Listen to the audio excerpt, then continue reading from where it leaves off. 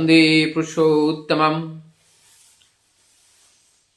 अब कुंभ का सीजन चल रहा है। चारों ओर इस कुंभ मेला का चर्चा बड़े जोरों पे चल रही है। इस कुंभ का उद्देश्य, कुंभ का जो पारंपरिक इतिहास है, हम लोगों ने उस सब चीज को जाना और ये जाना कि जो समुद्र मंथन हुआ था, उस समुद्र मंथन से दैत्य और देवताओं के बीच जो मंथन किया गया, उसमें से पहले तो गरल निकले अर्थात विष निकले, उसके बाद रत्न निकलना शुरू हुआ। आज इस बात को बताने से पहले, या हम सभी लोग अधिकांश कुंभ मेले का आनंद लेने के लिए या तो जा चुके हैं, या जाएंगे, या जाने के लिए सोच रहे हैं, या जो नहीं जा रहे हैं वो कुंभ के बारे में चिंतन भी कर रहे हैं। क्योंकि निरंतर चारों ओर सोशल मीडिया में विभिन्न तरह के सोर्स के माध्यम से कुंभ के बारे में सुनने को मिल रहा है। लेकिन इस बात को हमें सिद्धांतिक, तात्विक, सात्विक एवं वेदांतिक रूप से इसको जानना अत्यंत आवश्यक है। तभी इस कुंभ का सार्थकता होती है। और इस कुंभ घड़ा है, कुंभ घड़ा से लिया गया। अगर हम देखें, हमारा शरीर भी एक घड़ा है, पात्र है। अब क्या है, इस पात्र में अमृत है, लेकिन उस पात्र को पहले सफाई करना पड़ता है। बिना सफाई किए अमृत तो उसमें रखा नहीं जाएगा। तो हमारी देह रूपी जो पात्र हैं, इस पात्र में अनेकों गंदगियां है, और उस गंदगी को हमें ज्ञान रूपी मथनी से मथना है, और उससे हमें निकालना है। तो जब मथनी से मथनेंगे, तब उसके अंदर का जितने भी मैल है वो एकत्रित होकर के बाहर निकल आएगा। तो ये जो तब जब बाहर आएगा, तो मैल जब खत्म होगा, धीरे धीरे जब मैल खत्म होता है, तो सार तत्व रह जाता है, जिसको अमृत कहते हैं। और अमृत अमर होता है। जो उसको लेते हैं, उस अमृत को जो धारण करते हैं, वो अमर हो जाते हैं। अमृत को धारण करते हैं अर्थात जो पात्र था, पात्र को हमने खाली किया। जैसे ही जागतिक वस्तु से खाली किया जाता है, और वैसे ही उसी के अंदर वो पात्र अमृत से भर जाता है।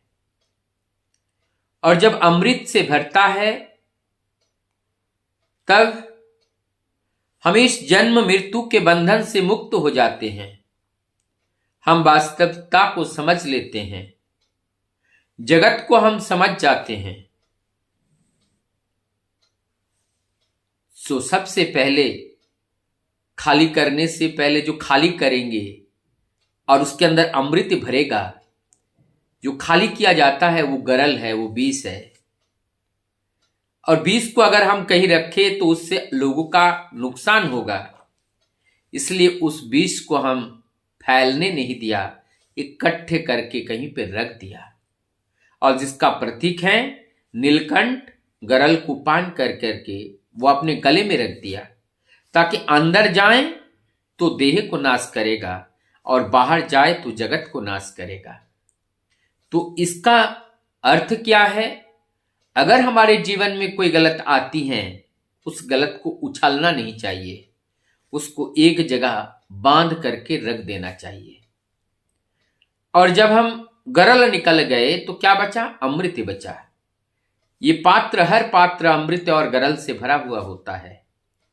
हमें जरूरत होती है, गरल दिखाई देता है, अमृत दिखता नहीं है, लेकिन जब गरल निकल जाती है तो अमृत ही शेष रह जाता है। ऐसे अमृत को खोज के लिए जब हम निकलते हैं तो हमें पता चलता है। आइए आज हम इससे, अब तो इतने दिन हम सुने थे मंथन से अमृत निकला, और इस अमृत में जो कुंभ निकला, उस कुंभ से क्या निकला? चारों ओर और मीडिया में पूरा छाया हुआ है कि IITian बाबा निकल आया। नृत्य करने वाले, डांस करने वाले जो नर्तकी, आज वो साधिका बन रही है, साध्वी बन रही है। विश्व के अनेक प्रांत से आए हुए भारतीय आर्य संस्कृति से ओतप्रोत होकर सनातन को ग्रहण कर रहा है। सनातन की वैभव को देखकर संपूर्ण जगत से, दुनिया से लोग लालायित हो रहे हैं। सनातन की इस ऐश्वर्य और वीरता को देखकर एवं चमक और धमक को देखकर हर कोई हैरान हो रहे हैं।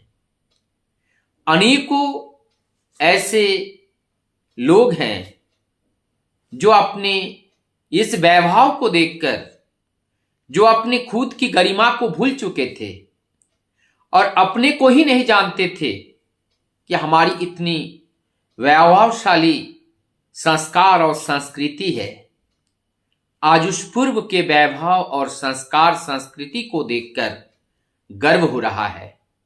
और उस गर्व से सब बोल रहे हैं, किसी के मुंह से राधे राधे तो किसी के मुंह से जय श्री राधे, और किसी के मुंह से जय श्री राम का उद्घोष हर जगह हो रहा है। पूरे जगत में एक तरीके का वाइब्रेशन सा उत्पन्न हुआ गया कि ये कुंभ को लेकर के। और यहां पर ये जो IITian बाबा अभय सिंह जिनका नाम है, आज जो संत बने हैं, जो एक नर्तकी है वो एक संत बनी है, ऐसे अनेकों उदाहरण हैं जो अपने भौतिक जगत से, चकाचौंध जगत से अपने जीवन को बिताने का पूर्ण किया था, लेकिन आज इस वैभव को देख करके वो वापस आ रहे हैं अपने मूलभूत तत्व में, अपने सत्य के ऊपर अपने आप को कायम कर रहे हैं। तो इसमें हमें ये सीख मिल रही है, वास्तविकता ये जो जगत है ये माया जगत है, और इस अज्ञान रूपी इस जगत में जितना हम इसके साथ जुड़ेंगे उतना ही हम अंधा होता चले जाते हैं, क्योंकि हमारा अस्तित्व ही अहंकार का प्रतीक है, और हम ये जो दिख रहे हैं ये सत्य नहीं है, ये अनित्य है और ये सत्य नहीं है। क्यों? क्योंकि आज है काल नहीं रहेगा। आज है, आज जिस रूप में मैं हूं, कल सुबह तक आते आते अनेकों सेल्स जो हमारे बॉडी के अंदर हैं, कल उनका डेथ हो जाएगा, वो नहीं रहेगा। अर्थात प्रत्येक दिन मैं नया बन रहा हूं, प्रत्येक दिन मैं नया हो रहा हूं। और ये जगत आज का नहीं है, अरब खरब वर्ष पुराना है। हम एक ही काम करते हैं, पेट का खेत में, खेत का पेट में, अर्थात यही है। और ठीक इसी प्रकार से हमें आना और जाना, ठीक इसी प्रकार से जन्म और मृत्यु किसका? देह का। इस देह का जन्म और मृत्यु, जन्म होता है, मृत्यु होता है, लेकिन इस देही को चलाने वाला जो होते हैं वो अमर हैं और वही अमृत हैं। और वो अमृत कहाँ रहते हैं? वो अमृत रहते हैं कुंभ के अंदर, घड़े के अंदर रहते हैं। और उस घड़े के अंदर रहता हुआ जो अमृत है वही दिखाई पड़ता है, नहीं तो अमृत को हम देख नहीं सकते हैं। तो जगत के अंदर सबके अंदर अमृत हैं। जिनको अमृत का ये संधान लग गया, जिन्होंने इस अमृत को समझ लिया, तब इस अमृत का स्वाद चख लिया, वो जगत में कोई भी चीज उन्हें आकर्षित नहीं कर पाएगा। जैसे इंटरव्यू आज दिखा रहे थे कर्ण सिंह की, अर्थात जो IITian बाबा है उनके पिताजी की। उनके पिताजी से जब पूछा गया कि आप चाहते हैं कि आपका बेटा आपके घर वापस आए, आप अपने बेटे को क्या मैसेज देना चाहते हैं? उन्होंने साफ शब्द से कहा, उनका जीवन है, उनका विचार है, मैं कोई ऐसा शब्द नहीं कहना चाहता हूं जिससे उनको ठेस पहुंचे। तो ऐसे जो बुद्धिमत्ता से भरा हुआ माता पिता जिसका है, उनका संतान स्वाभाविक रूप से ऐसे महंतम उच्च कोटि के बोधि बनने के लिए प्रयासरत रहते हैं। हम सब निरंतर प्रयास करें और ये जो हम देख रहे हैं ये भी एक प्रेरणा है। और ऐसे एक उदाहरण नहीं, ऐसे हजारों उदाहरण हैं। क्योंकि सत्य का जब संग प्राप्त होती है तो असत उनके अंदर से दूर हो जाता है। अर्थात अगर कोई चोर, डाकू, गुंडा, बदमाश जब जाकर के सत्य के संस्पर्श में आते हैं, उनका ये चौर्य प्रवृत्ति, जो चौर्य प्रवृत्ति है, ये सारा प्रवृत्ति दूर हो जाते हैं। तब वो एक संत प्रवृत्ति में प्रवेश करते हैं। आज वही हो रहा है, क्योंकि हम लोगों ने आज तक प्लावन नहीं ला पाया, इसलिए हमारे अंदर वो जोश नहीं भर पाया था। आज समय है, सुयोग है, परिवेश है, परिस्थिति है और चारों ओर का सभी का सहयोग है, तभी इस तरह का उपयोग और इस तरह का प्रयोग और इस तरह का संयोग हम सबको देखने को मिल रहा है। आइए ऐसे संयोग में हम अपने आप को कुछ वियोग भी करें।